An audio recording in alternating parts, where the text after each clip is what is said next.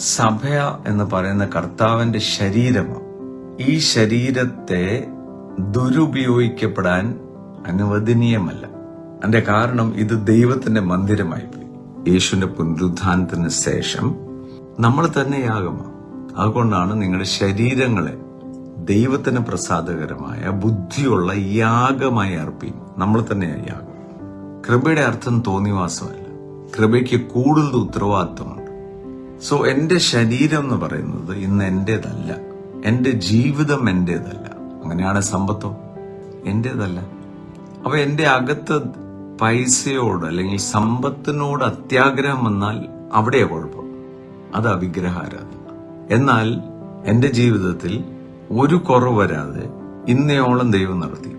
എന്റെ നാളത്തെ കാര്യത്തിന്റെ ആവശ്യവും യേശു മതിയായവനാണ്. അപ്പൊ ദൈവത്തിന്റെ ഹിതം ഇതാ. ദൈവത്തിന്റെ പ്ലാൻ എന്ന് പറയുന്നത് is that I should be prosperous. Prosperity എന്ന് പറയുന്നത് പൈസ മാത്രമല്ല.